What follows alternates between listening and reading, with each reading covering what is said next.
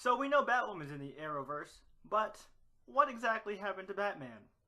Well, get your tinfoil hats out, Youniverse. It's time for another Universal Conspiracy.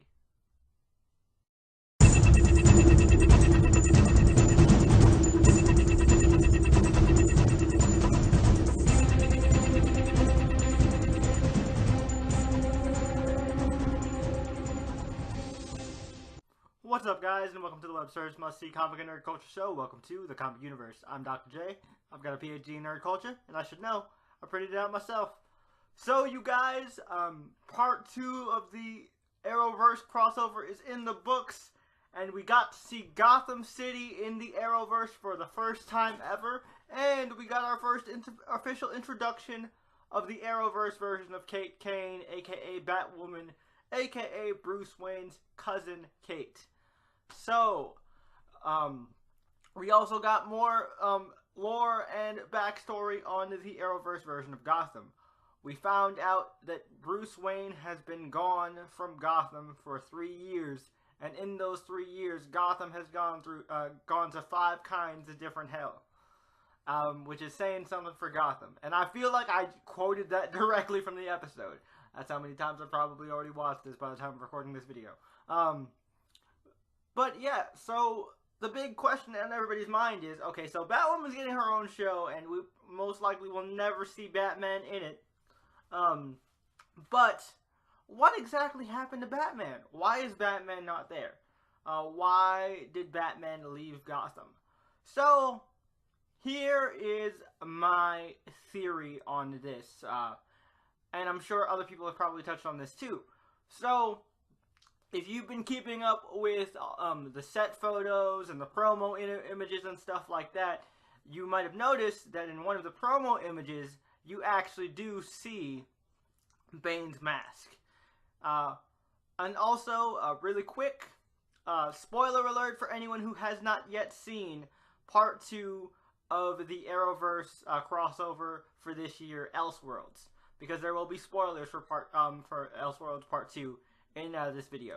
So now that we got that out of the way, let me continue. So yeah, we see Bane's mask in one of the promo images for Elseworlds that's been going around. That was going around during the marketing push, and we actually get word from Kate when Kate is talking to Kara that you know, Bruce didn't leave Gotham without a fight. Those were her exact words. Bruce did not leave Gotham without a fight.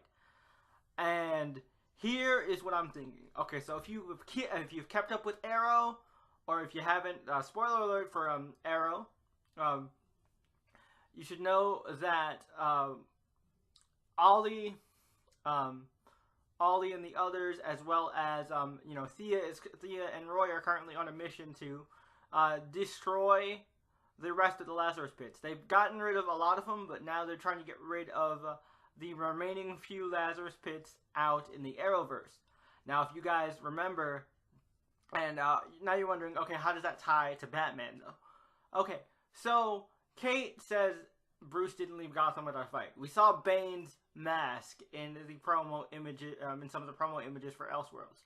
I don't think we're going to see Bane, but I do think that the events of Nightfall happened in the Arrowverse, and that is why Batman isn't around, and why Bruce left Gotham. I think Bane broke Batman's back, and currently, right now, for the past 3 years, Bruce has been in search of a Lazarus Pit in order to heal his back.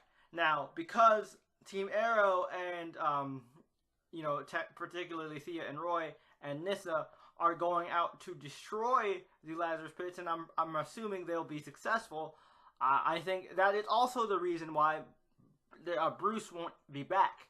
Bruce will indefinitely just be injured and not in Gotham, because those Lazarus Pits will be destroyed. Because if you know Nightfall, the reason like Night Quest and all those other Nightfall follow-ups, like Prodigal and things like that, those were all about like Bruce searching for the Lazarus Pit, and he uses the Lazarus Pit to heal his back, and he returns. Dick Grayson steps down from being Batman for the first time, and Bruce, you know, takes the mantle back up again. Now, I don't think uh, Bruce will ever find like Arrowverse Bruce will ever find another Lazarus Pit, and so this is why Kate will kind of take up the mantle as Gotham's protector and kind of clean up the city here, which I'm super excited for. Hopefully this means we'll actually get to see legit Bat villains in actual Gotham. Maybe like we saw a bunch of the different cells in Arkham in Elseworlds Part 2, like Pamela Isley, Cobblepot. I think we saw Clayface's one. I know we saw the famous Joker cell with like Giggles graffiti on it. So I don't think we'll ever see the Joker. The Joker is definitely one they're not going to put on the table for Batwoman. But I think we can see some of the bigger rogues in the Batman Rogues Gallery that are more than likely not going to be featured in a Batman movie. Now I think for sure, because of the whole Gotham City Sirens thing, that Ivy is off the table because Ivy's going to probably be in that if they're smart. But it could be really interesting, and I'm very interested to see, what exactly a Gotham without Bruce Wayne is like for Batwoman. This Part 2 set up a really good backdoor pilot for that, and I cannot wait to see her show, hopefully around fall next year. I'm super excited. I think Ruby Rose did a great job. But what do you guys think about this theory? Do you think the Bat's back is broken in the Arrowverse, and that's why Bruce Wayne isn't around and Kate Kane had to take up the mantle? Let me know your thoughts about this theory in the comments down below, as always. Don't forget to Hulk smash that like button like you mean it, and hit that subscribe button and notification bell so you can become one of Earth's mightiest subscribers today. Also, don't forget, Smash Week is still going on, so be sure to watch every single one of our videos until the end, because in particular videos, there will be certain questions that you'll need to answer in order to be entered in for a chance to win a copy of Super Smash Bros. Ultimate, and that giveaway is up to this Friday, as of recording this video.